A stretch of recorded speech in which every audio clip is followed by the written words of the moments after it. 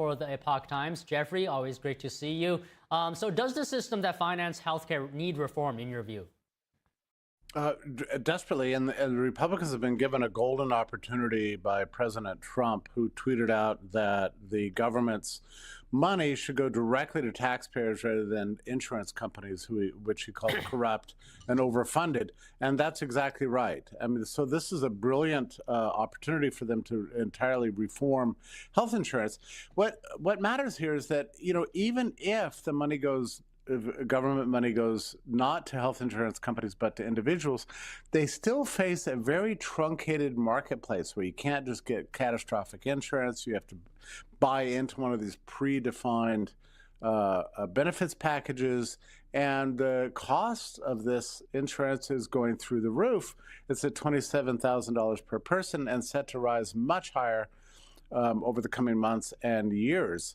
So what I'm suggesting here is that Trump is exactly right. The money should go to individuals instead of insurance companies, but the marketplace for insurance needs to be entirely opened up. So insurers need to be able to offer a menu of options to individuals, and that their premiums should be adjustable based on the risk of the individuals who are being insured, and that would do the most possible to reduce premiums under these emergency circumstances. So, Jeffrey, a couple of things. Now, you say that we should rather have government funds go directly to citizens instead of insurers. How would this help? What's the impact of that? I mean, I would imagine insurers might not be too thrilled about this. Oh, no, they'll be very unhappy about it, of course. But that's one of the biggest industries in the United States, and it's heavily subsidized by government, and there's no cost controls associated with healthcare now. The insurers are very much in charge of people's healthcare rather than their doctors. If we can just change the system so that we can restore that doctor-patient relationship, that would go a long way towards reducing costs. And a very beginning step of that is to give the money directly to individuals instead of to the insurers, and let the individuals shop for the best health care expenditures. The problem is that once they get out on the marketplace, they find that there's not really available a kind of a market base of options. I mean, just one, for example, everybody's being forced to pay for mental health coverage whether they want it or not. And that's just in these defined benefits packages, that's how this works.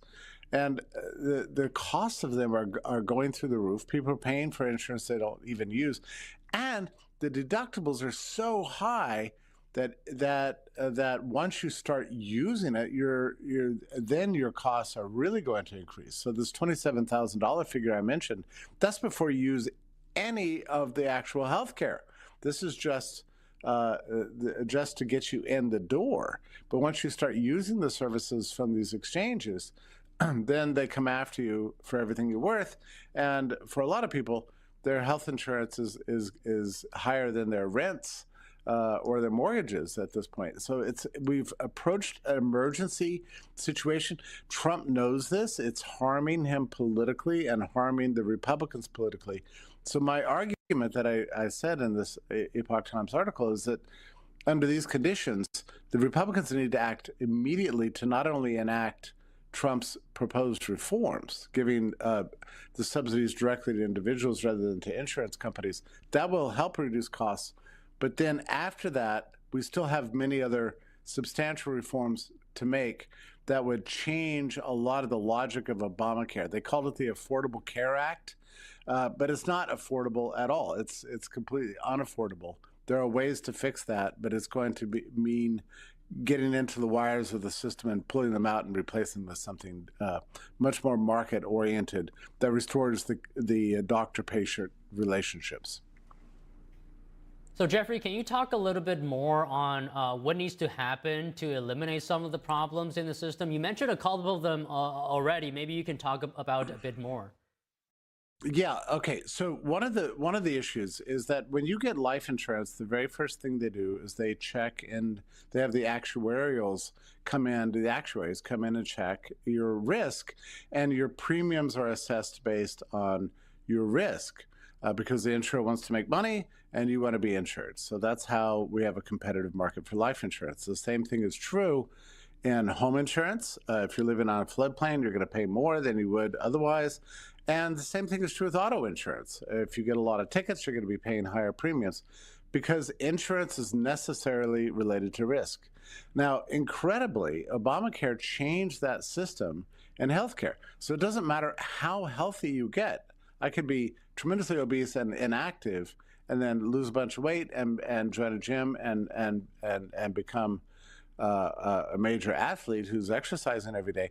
My premiums won't change at all, even though my risk profile has completely shifted.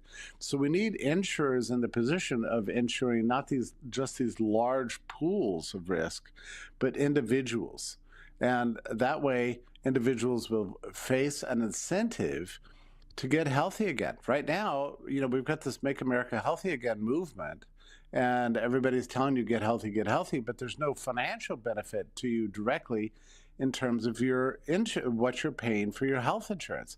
If you would benefit financially, so you realize, okay, being overweight is costing me $500 per month, you might rethink your diet and your exercise regime, because everybody wants to save money now. Getting healthy and saving money are the same thing under what I'm suggesting.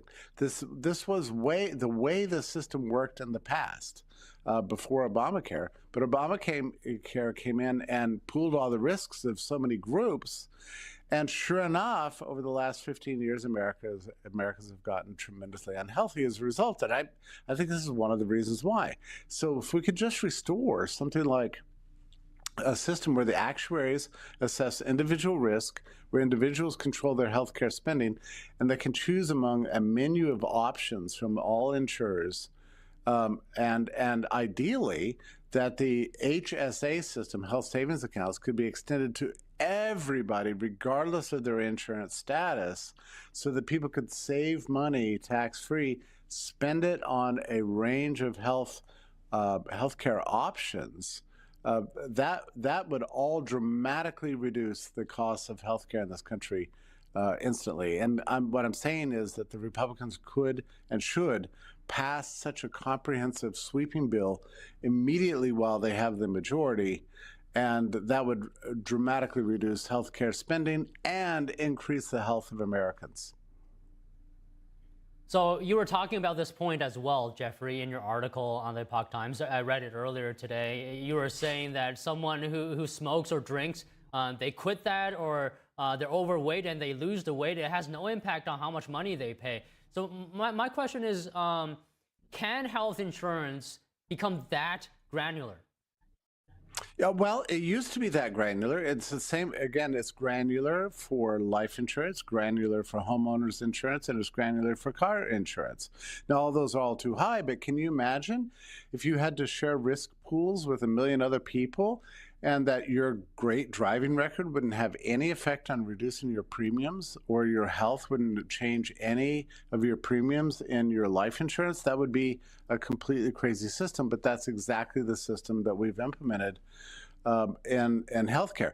Now, the excuse they've given is that they don't want any discrimination for against pre-existing conditions, and that's a noble desire.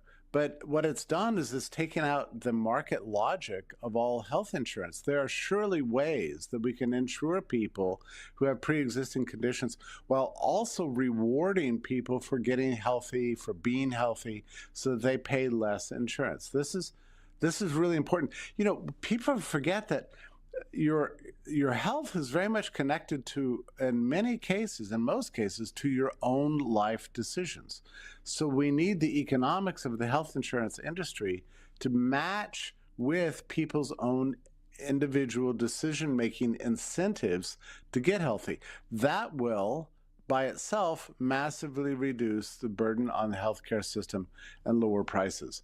And my suggestion is that we have to do this, like, right away, because right now, at the level of premiums that are being increased right now, the Republicans are approaching the political danger zone and being blamed for a system that they didn't set up.